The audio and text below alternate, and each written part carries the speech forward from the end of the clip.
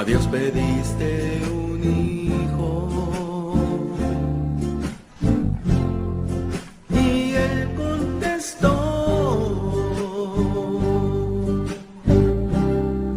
¿cómo puedo pagarte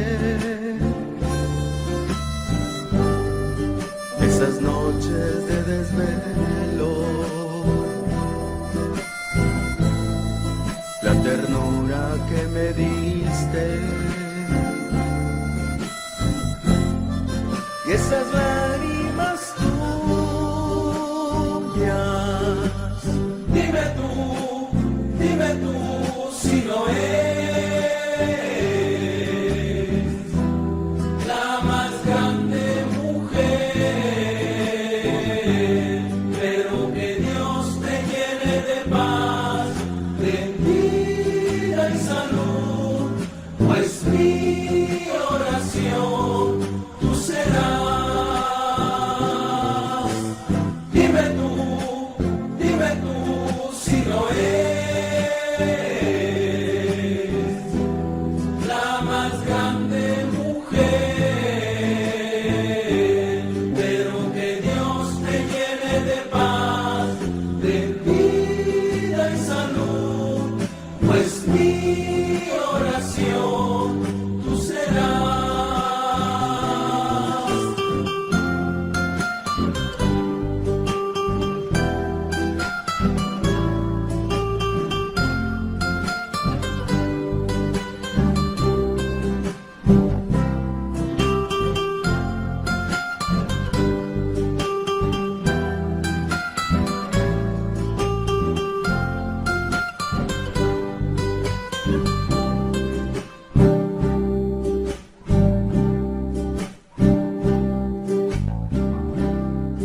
El amor de una madre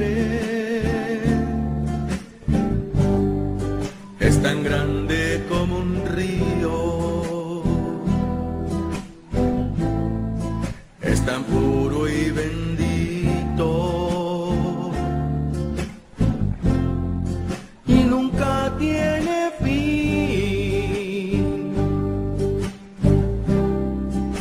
El tiempo ha pasado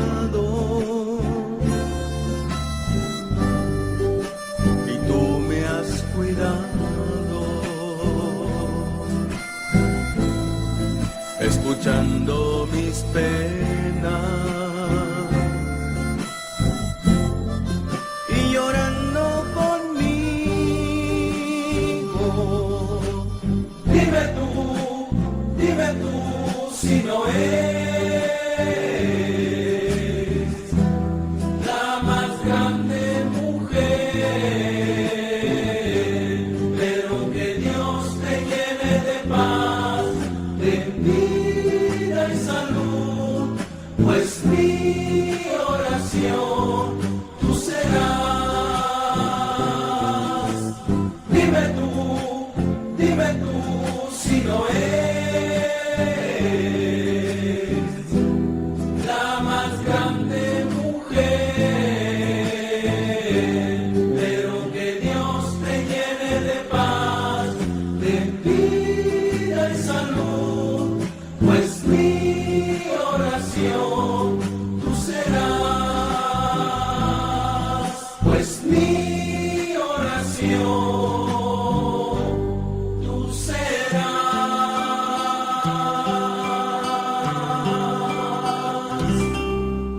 Reciba este regalo que Dios ha preparado para ti desde antes de la fundación del mundo. Hoy el Espíritu Santo de Dios me apremia decirte, de parte del corazón de Dios, este poderoso mensaje de salvación, que Dios te ha perdonado todos tus pecados. Tómate un momento para escuchar este poderoso mensaje de salvación que Dios ha preparado para ti desde antes de la fundación del mundo.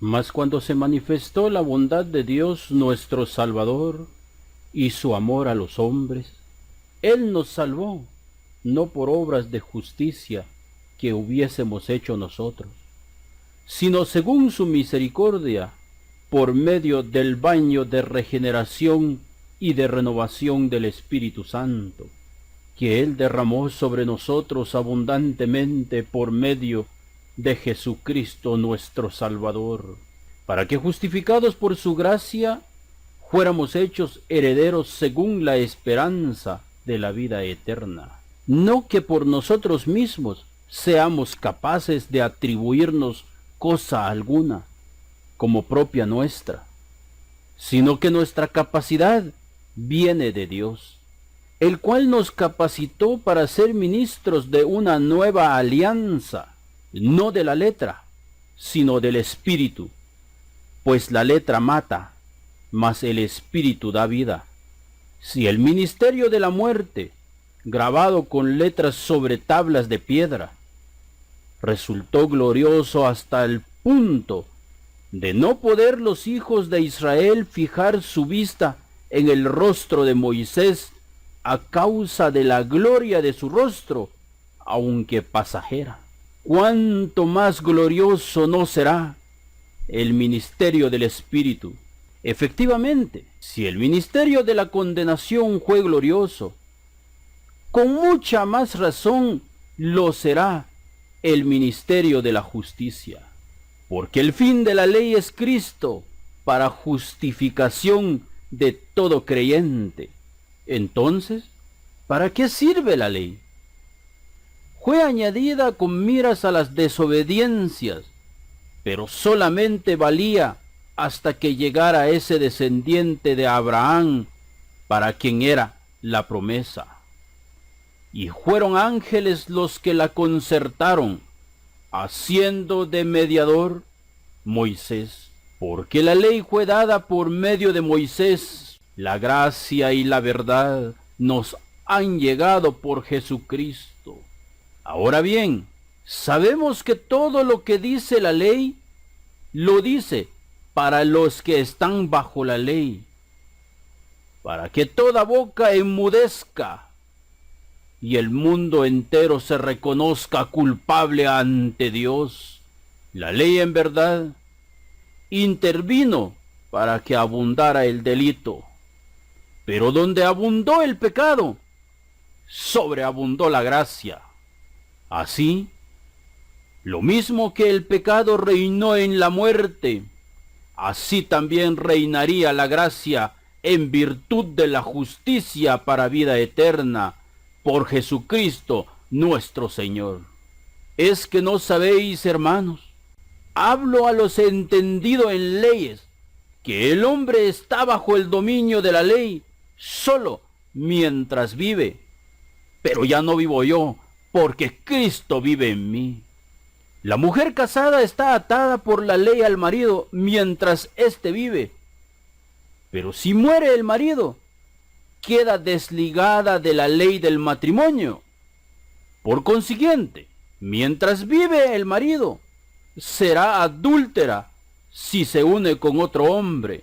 Pero si el marido muere, queda libre de la ley del matrimonio y no es adúltera si se une con otro. Así también vosotros, hermanos míos, habéis muerto a la ley en la persona de Cristo, y deben de saber que los muertos no tienen más conciencia, ni pueden hacer bien, ni pueden hacer mal, a fin de pertenecer a otro, al resucitado de entre los muertos, para que produzcamos frutos para Dios.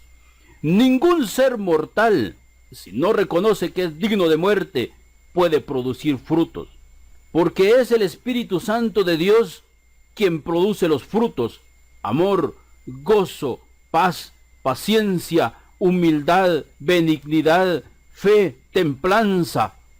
Y como está escrito, contra tales cosas no hay ley. ¿Queremos decir con esto que la ley es pecado? De ninguna manera. Aunque yo no conocía el pecado, sino por la ley.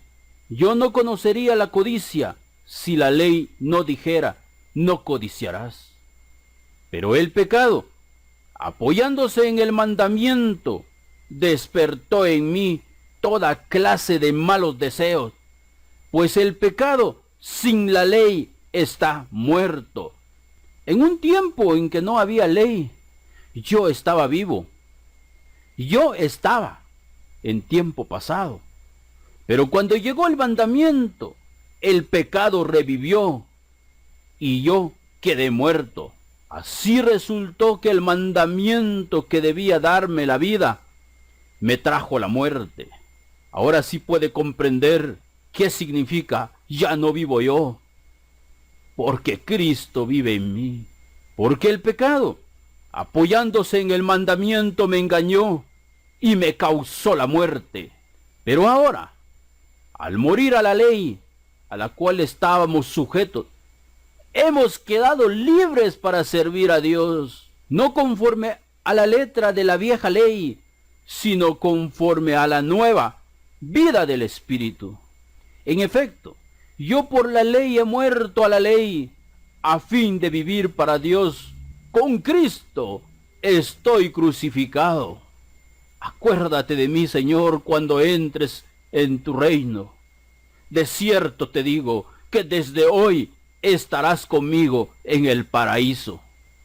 Y no vivo yo, sino que es Cristo quien vive en mí.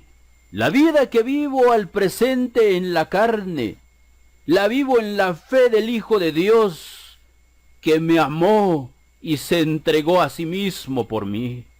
No tengo por inútil la gracia de Dios, pues si por la ley se obtuviera la justificación, entonces hubiese muerto Cristo en vano, por cuanto todos pecaron y están destituidos de la gloria de Dios. Porque la paga del pecado es muerte, pero la dádiva de Dios es vida eterna en Cristo Jesús, Señor nuestro. Dios lo puso como la víctima, cuya sangre nos consigue el perdón. ¿Y qué esperas tú? Para tomar a tu cordero, Juan el Bautista dijo: este es el Cordero de Dios que quita los pecados del mundo. Abel era pastor de ovejas. Quiso ofrecerle una ofrenda a Dios. Trajo el cordero más gordo y lo puso en sacrificio. Y su ofrenda fue agradable delante de Dios, que hoy muerto da testimonio que su ofrenda ha sido agradable delante de Dios. Pero mayor es nuestra ofrenda que el de Abel, porque estamos hoy ofreciendo el cordero que Dios nos ha provisto, cuya sangre nos consigue el perdón de pecados, y esto es obra de fe. Así demuestra Dios cómo nos hace justos, perdonando los pecados del pasado. ¿Creen ustedes que con la fe suprimimos la ley? De ninguna manera. Más bien la colocamos en su verdadero lugar, porque la paga del pecado es muerte, y Cristo murió por ti. Y Cristo no murió como muere cualquier mortal. Él tuvo la muerte de un maldito. Mas Dios muestra su amor para con nosotros, que aun siendo pecadores, Cristo murió por nosotros. Pero dice la Biblia: maldito todo aquel que es colgado en un madero. Y si Cristo fue colgado en un madero y murió por ti, ahora te pregunto, ¿tú pudiste cumplir la ley?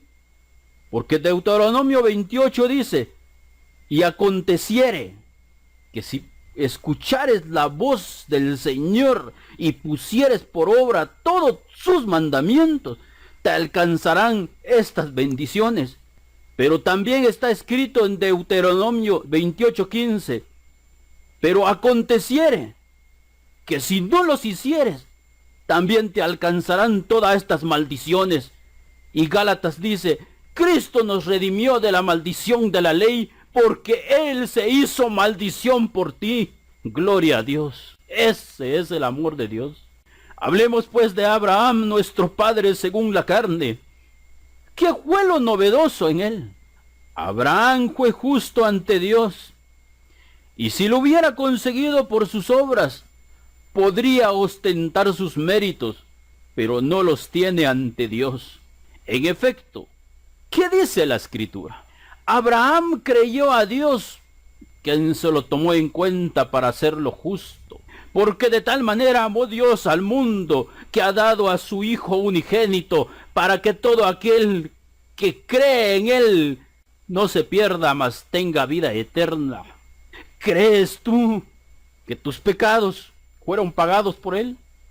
Porque la paga del pecado es muerte, pero Él gustó la muerte por ti. Es por ello que nosotros venimos anunciando este mensaje poderoso de salvación. Ciertamente, Él es una piedra preciosa para los que creen, pero también es roca que hace caer, porque muchos tropiezan en el Cordero de Dios. Cuando alguien ha realizado una obra o trabajo, no se le entrega el salario como un favor, sino como una deuda. Por el contrario, al que no puede presentar obras, a ti que no pudiste guardar la ley, que fuiste un adúltero, un ladrón, un asesino, un idólatra, un hechicero, un codicioso, un avaro, un celoso, un enojado, pero tú crees que el castigo que te mereces fue ejecutado en el Cordero de Dios, y crees que Jesús es tu Señor y Salvador. Vea lo maravilloso que es Dios para contigo. Pero cree en aquel que hace justos a los pecadores. Se le toma en cuenta su fe para hacerlo justo. Eres justo delante de Dios si tú crees en Jesús. Pero esto digo, hermanos, que la carne y la sangre no pueden heredar el reino de Dios, ni la corrupción hereda la incorrupción.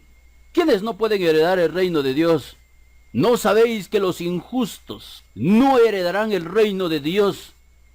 No cometan el error, está escrito, ni los adúlteros, ni los fornicarios, ni los idólatras, ni los avaros, ni los contenciosos, ni los desobedientes, ni los desleales heredarán el reino de Dios. Pero eso es para que medites y reconozcas que sos culpable delante de Dios, porque solo por ser carne y sangre no puedes heredar el reino de Dios, a menos que reconozcas a Jesús como tu Señor y Salvador, que puedas reconocer que eres digno de muerte. Y cuando te das cuenta que mereces morir, pues entonces debes darte cuenta, y en esa cruz el que debería de estar colgado soy yo.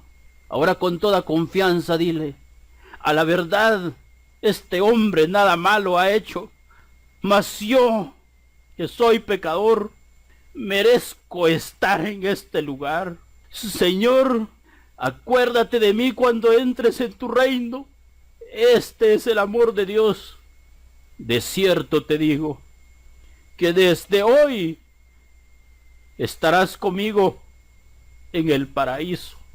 De cierto te digo, el que no naciere de nuevo no puede ver el reino de Dios. Pero si tú tienes una semilla de maíz en tu mano y tú no lo dejas caer en la tierra, ¿cómo vas a cosechar elotes? El reino de Dios es lo mismo. Si tú reconoces que eres pecador, por tanto debes entender que la justicia de Dios, cuando dice que la paga del pecado es muerte, no está mal. Todos somos pecadores y merecemos morir. Pero cuando comprendes que sos merecedor de la muerte, entonces puedes preguntar: ¿y cómo es eso de nacer de nuevo? Nicodemo, que era un maestro, tuvo la misma inquietud. ¿Puede acaso un hombre viejo entrar nuevamente en el vientre de su madre? Pero hoy Dios tiene un mensaje para ti. Veamos, Génesis 3:17.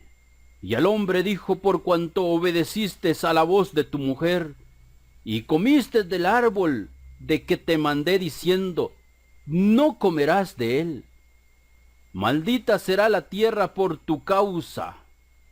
Por esta razón es que la ofrenda de Caín fue rechazada, porque él llevó una ofrenda maldita a Dios.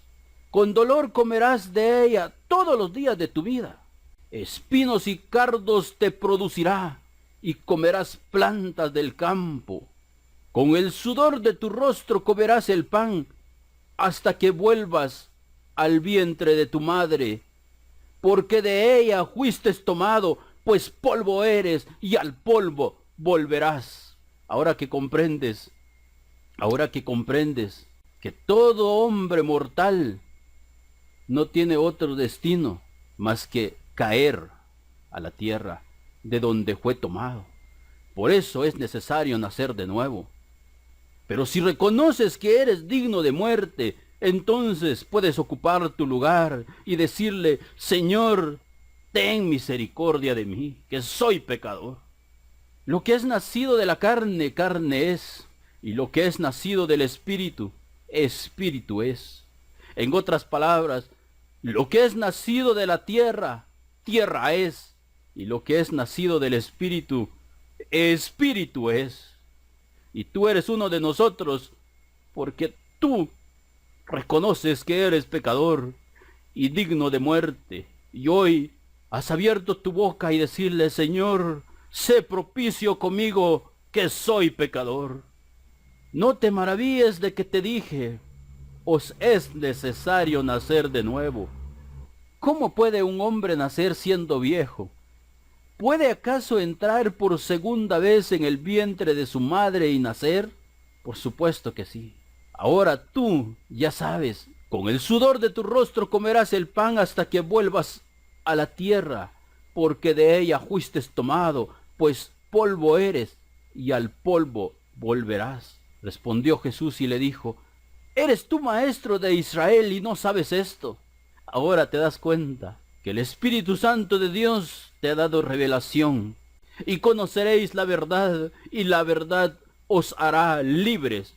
Por tanto, como el pecado entró en el mundo por un hombre, y por el pecado la muerte, así la muerte pasó a todos los hombres, por cuanto todos pecaron. ¿Cuántos pecaron? Todos. Porque la paga del pecado es muerte, mas la dádiva de Dios es vida eterna. Mas el regalo de Dios es vida eterna en Cristo Jesús, Señor nuestro. Y ese regalo que Dios ha preparado para ti desde antes de la fundación del mundo, recíbelo. Dile: Señor, gracias.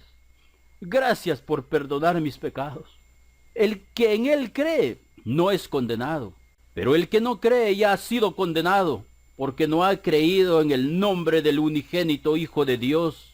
Dios no te condena, porque hoy estás delante del tribunal de Dios, y es tu decisión creer que Jesús murió por amor a ti o rechazarlo.